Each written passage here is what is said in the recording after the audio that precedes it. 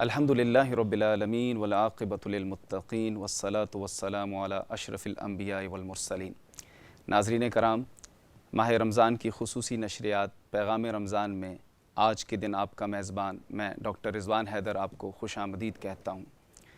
ناظرین کرام، اللہ سبحانہ و تعالیٰ کا یہ تحفہ ماہ رمضان، اس کی آمد ہو چکی ہے اور اپنی تمام تر خیر و برکت کے ساتھ یہ مہینہ ہمارے سامنے آ چکا ہے۔ اس مہینے سے خوب استفادہ کرنے کے لیے ضروری ہے کہ ہم اپنے چند اہداف کا تعین کر لیں کہ اس مہینے میں ہم نے یہ اہداف حاصل کرنے ہیں۔ اس سلسلے میں آج گفتگو ہوگی اور ہماری خوش قسمتی ہے کہ ہمارے ساتھ ہمارے انتہائی معزز اور صاحب علم مہمانان گرامی موجود ہیں۔ ہمارے پہلے مہمان ڈاکٹر سعید طیب صاحب ہیں۔ یہ بحریہ یونیورسٹی میں اسسٹنٹ پروفیسر کی حیثیت سے اپنے فرائض کی سر انجامی کر رہے ہیں۔ ہمارے دوسرے مہمان ڈاکٹر ثناء اللہ اظہری صاحب ہیں۔ یہ بحریہ یونیورسٹی میں بطور ایسوسیٹ پروفیسر اپنی خدمات سر انجام دے رہے ہیں۔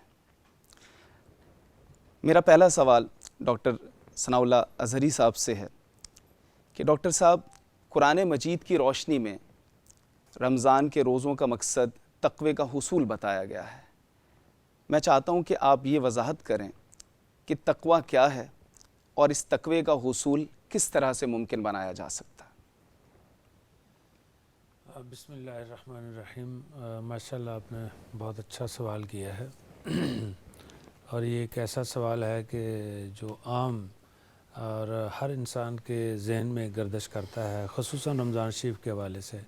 جب رمضان شریف کا مہینہ آتا ہے تو پہلی بات تو یہ ہے کہ تقوی جو ہے یہ ہے کہ آپ اللہ تعالیٰ سے ڈریں۔ اللہ کا ڈر جو ہے نا بیسیکلی وہی تقوی ہے، کیونکہ اگر آپ کے دل کے اندر اللہ کا ڈر ہے، خوف ہے، تو آپ کی خلوت اور جلوت دونوں روشن ہو جائیں گے۔ لیکن اگر آپ کے دل کے اندر اللہ کا خوف نہیں ہے، اللہ کا ڈر نہیں ہے، تو پھر کیا ہے کہ آپ جو ہے وہ ممکن ہے لوگوں کے سامنے نیک اعمال کریں، لیکن جب لوگ نہ ہوں تنہائی میں آپ کچھ اور کرتے رہیں۔ ٹھیک ہے، تو اسی لیے اللہ تعالیٰ نے ارشاد فرمایا ان اکرمکم عند اللہ اتقاکم، کہ تم میں سے سب سے بہترین یعنی سب سے عزت والا جو انسان ہے اللہ کے نزدیک وہ ہے جس کے اندر تقوی ہے، جو سب سے زیادہ متقی ہے، جو سب سے زیادہ پرہیزگار ہے، جو سب سے زیادہ نیکیاں کرنے والا ہے، جو سب سے زیادہ برائیوں سے دور رہنے والا ہے۔ تو تقوی کا جو مفہوم اسلام نے بیان کیا، قرآن نے بیان کیا، وہ یہی ہے کہ ہم اپنی خلوت اور جلوت، ہم تنہا ہوں یا لوگوں کے سامنے ہوں، ہم لوگوں کے سے علیحدہ ہوں یا ہم لوگوں کے اندر ہوں، اللہ سے ڈرتے ہوئے اور اللہ کی رضا کی خاطر ہم نیکی کے کام کریں، تو یہ ہے تقوی۔ اور اس کو بڑھا کیسے سکتے ہیں رمضان شریف میں؟ وہ رمضان شریف میں اس کے بہت ہی زیادہ، ایک تو یہ ہے کہ قرآن پاک کی تلاوت ہم کریں باقاعدگی کے ساتھ، روزے باقاعدگی کے ساتھ رکھیں، اس کے علاوہ جو ہے وہ لوگوں کی مدد کریں، غریبوں مسکینوں کی مدد کریں، اپنا احتساب کریں۔ من صام رمضان ایمانا و احتسابا غفر له ما تقدم من ذنبه، کہ جس شخص نے ایمان کی حالت میں اپنا احتساب کرتے ہوئے رمضان شریف کے روزے رکھے، اس کے سارے پچھلے گناہ معاف کر دیے جائیں۔ تو یہ ایک بہت بڑی نعمت ہے واقعی، جیسے آپ فرما رہے ہیں کہ یہ انسان کے لیے تحفہ ہے، خصوصاً مسلمان کے لیے یہ ایک طرح کی سیل ہے کہ جس میں جو ہے مفت میں چیزیں بانٹی جا رہی ہیں، بہت کم قیمت پر جو ہے نا وہ انسان جو ہے وہ اللہ تعالیٰ کے قریب ہو جاتا ہے، تقوی مل جاتا ہے۔ ایک اور اہم بات میں اگر بات طویل نہ ہو تو چھوٹی سی ایک بات کہ اللہ پاک نے نا اپنی پسندیدگی کا جو معیار رکھا ہے نا وہ تقوی رکھا ہے، اور تقوی ایک ایسی چیز ہے کہ جس تک ایکسیس ہر بندے کی ہو سکتی، ایسا معیار دیا ہے کہ کوئی بندہ یہ نہیں کہہ سکتا کہ میں تو یہ اختیار ہی نہیں کر سکتا تھا۔ مطلب اگر وہ نابینا ہے مثلا تقوی وہ بھی اختیار کر سکتا ہے. اگر ٹانگیں نہیں ہیں جس کی وہ بھی تقوی اختیار کر سکتا ہے. غریب ہے وہ بھی تقوی اختیار کر سکتا ہے. امیر ہے وہ بھی تقوی اختیار کر سکتا ہے. تو یہ اللہ تعالیٰ نے نا اپنے قرب کا جو معیار رکھا ہے وہ ایسا رکھا ہے کہ قیامت والے دن کوئی انسان یہ نہ کہہ سکے کہ یا اللہ تو نے تو معیار ہی اتنا اونچا رکھا تھا کہ میں تو وہاں تک پہنچ ہی نہیں پاتا تھا. تو یہ میں سمجھتا ہوں کہ اس طریقے سے ہم تقوی کو بڑھا بھی سکتے ہیں اور اللہ کے قریب جا سکتے ہیں. جی ماشاءاللہ ڈاکٹر صاحب. یعنی ناظرین کرام کہ تقوی یہ ہے کہ تمام ظاہری اور باطنی امور میں اللہ سبحانہ و تعالیٰ کی ناراضگی اور نافرمانی سے بچ جانا، اور اس مقصد کے حصول کے لیے ماہ رمضان کا مہینہ سب سے بہترین ہے. اور یہاں پر جس طرح ڈاکٹر صاحب نے بتایا کہ قرآن مجید کے ساتھ وابستگی اختیار کی جائے تاکہ آدمی تقوی حاصل کر سکے. ڈاکٹر سعید طیب صاحب میں آپ سے یہ پوچھنا چاہوں گا کہ احادیث مبارکہ میں ایک انتہائی اہم، بلکہ یوں کہیں کہ انسانوں کا جو سب سے اہم مسئلہ ہے کہ وَمَنْ زُحْزِحَ عَنِ النَّارِ وَأُدْخِلَ الْجَنَّةَ فَقَدْ فَازَ، کہ جو جہنم سے نجات پا گیا اور جنت میں داخل کر دیا گیا وہ کامیاب ہو گیا. ماہ رمضان میں نجات کے حصول کے حوالے سے اور بخشش کے حصول کے حوالے سے احادیث مبارکہ میں کیا رہنمائی ملتی ہے؟ بسم اللہ الرحمن الرحیم. سب سے پہلے تو آپ کا بحریہ یونیورسٹی کا شکریہ کہ اتنے اہم موضوع پہ مذاکرہ کا اہتمام کیا.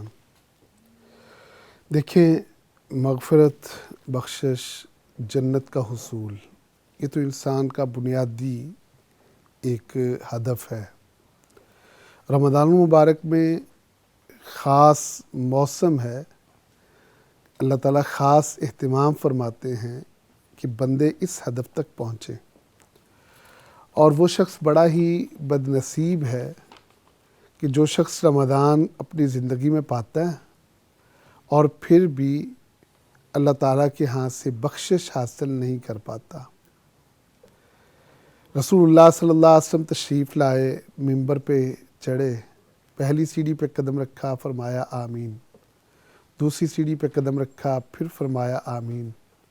تیسری سیڑھی پہ بھی یہی جملہ دہرایا.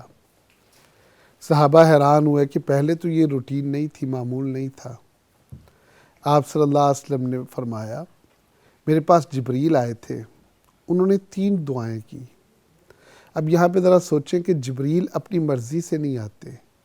وما نتنزل الا بامر ربک، جب تک اللہ تعالیٰ نہ بھیجے جبریل آتے نہیں.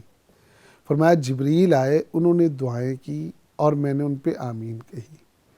جبریل اپنی مرضی سے آتے نہیں، اللہ کے رسول صلی اللہ علیہ وسلم اپنی مرضی سے بولتے نہیں. وما ينطق عن الہویٰ ان ہوا الا وحی یوحیٰ.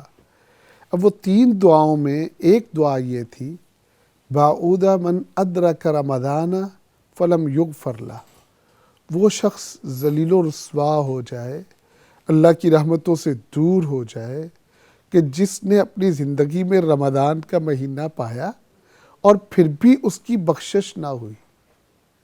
تو مطلب ہے میں سمجھتا ہوں کہ رمضان کے اہداف میں یہ ایک بہت بڑا ہدف ہے کہ آدمی بخشش حاصل کر لے. اور ایسا نہیں ہے کہ یہ مشکل ٹاسک ہے. رسول اللہ صلی اللہ علیہ وسلم نے فرمایا وَلِلَّهِ اُتَقَاءُ مِنَ النَّارِ وَذَلِكَ فِي كُلِّ لَيْلَةٍ. بے شمار لوگوں کو اللہ تعالیٰ جہنم سے آزاد کرتا ہے.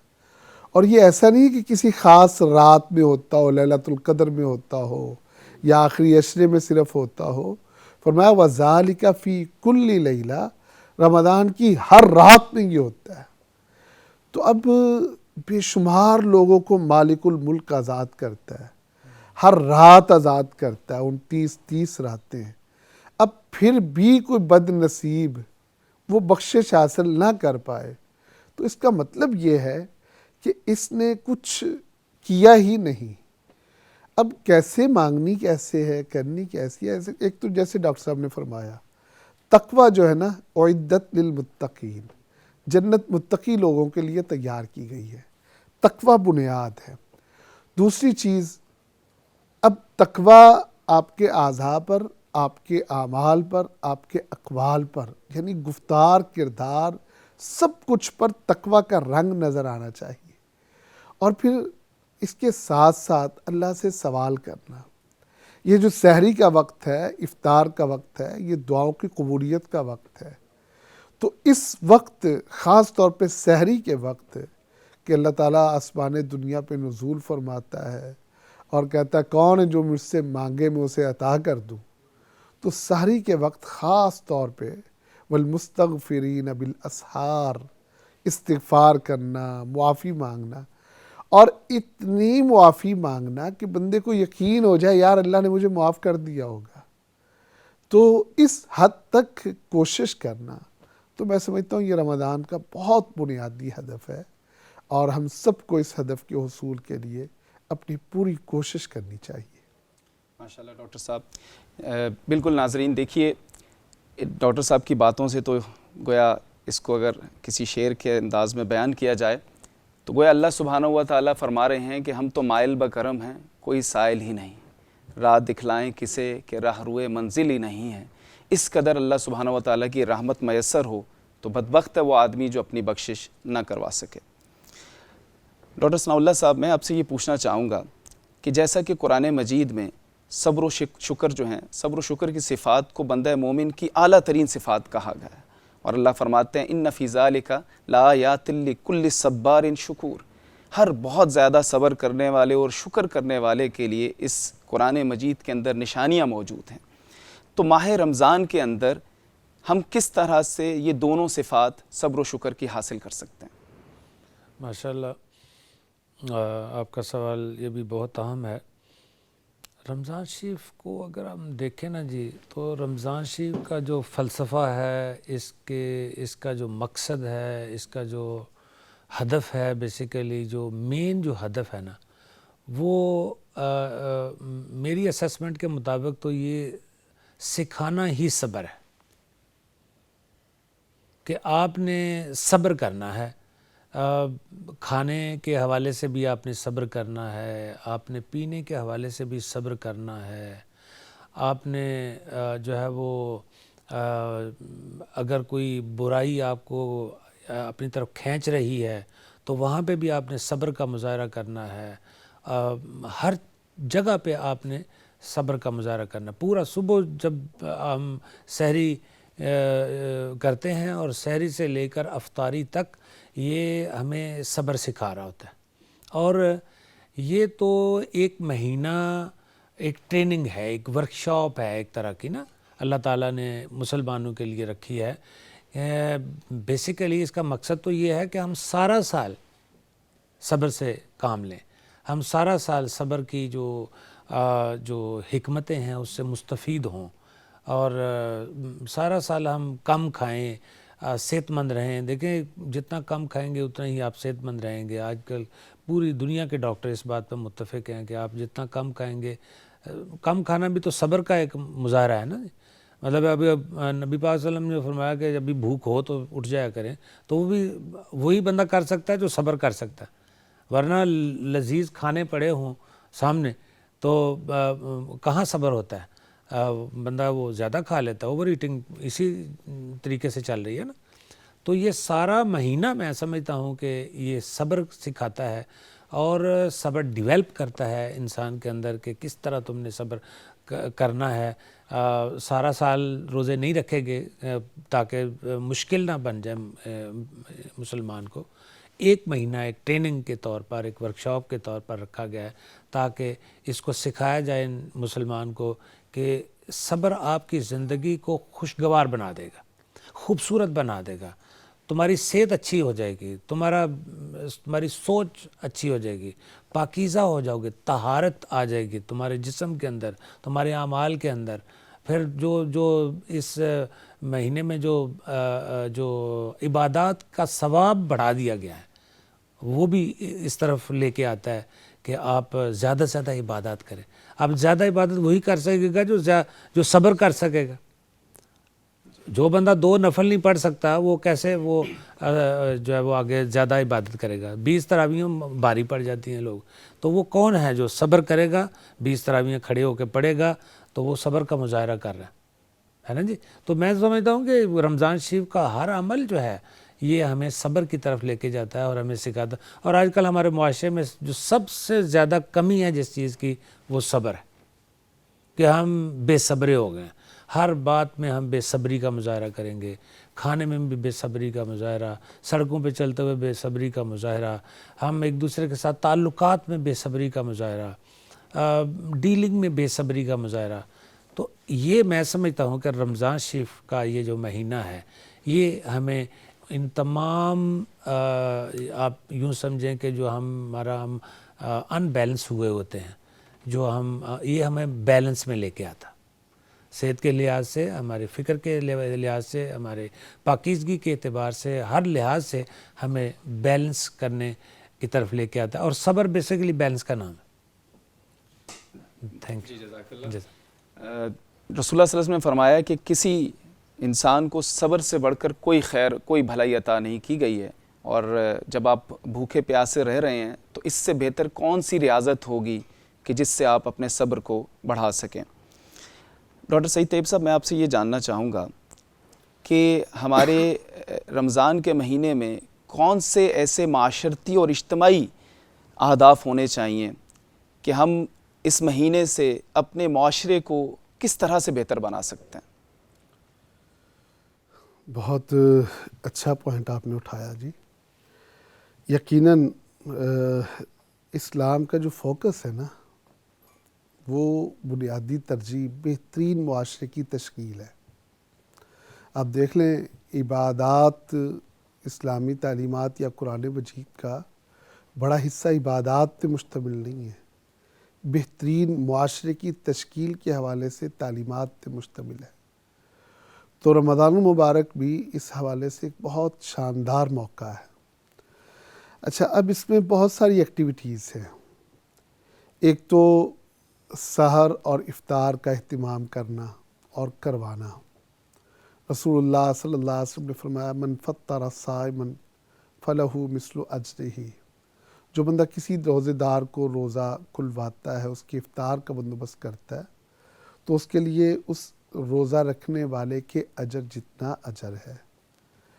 اب اس میں ایک تو سلسلہ یہ ہے کہ خاندان میں دیکھا جائے, اڑوس پڑوس میں دیکھا جائے, جو لوگ ڈیزرو کرتے ہیں, جن کے حالات اچھے نہیں ہیں, اور آدمی اس بات کو آسانی سے سمجھ سکتا ہے.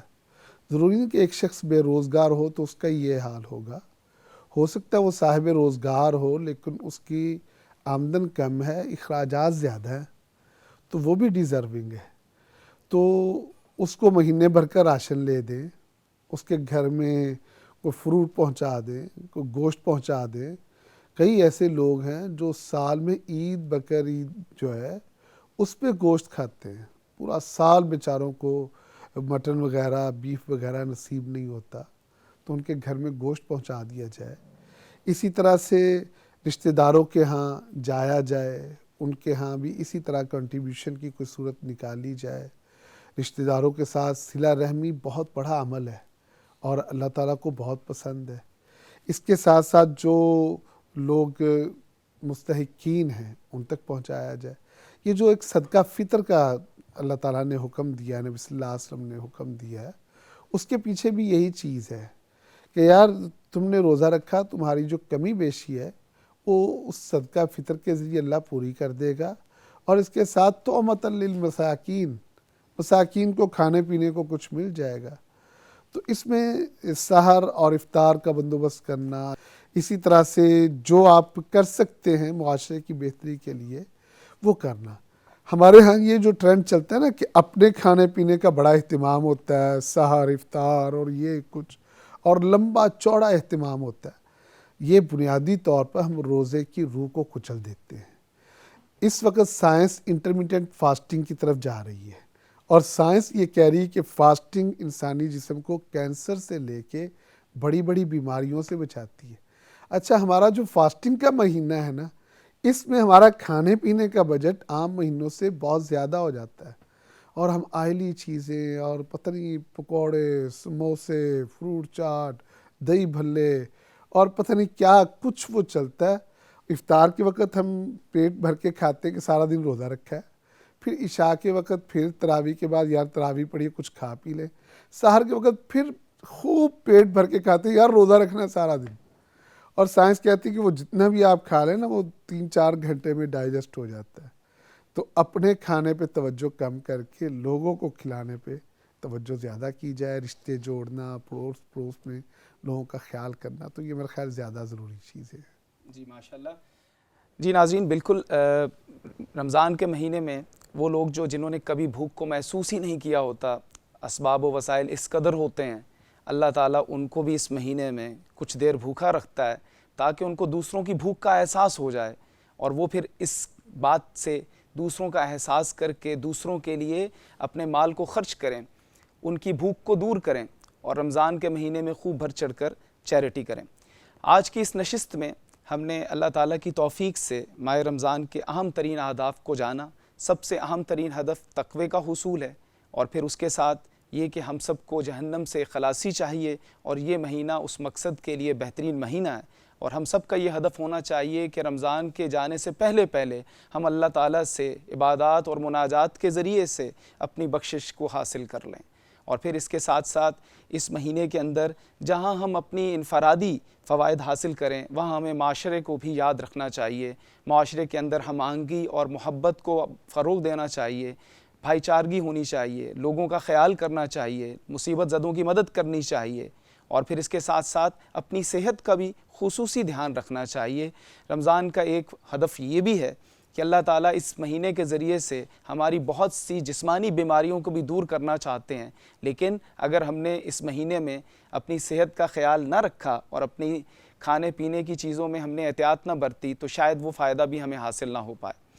تو بہت بہت شکریہ ناظرین آپ کا اس پروگرام کو سننے کا۔ انشاءاللہ اگلے پروگرام میں پھر ملاقات ہوگی۔ اجازت دیجیے، السلام علیکم ورحمۃ اللہ۔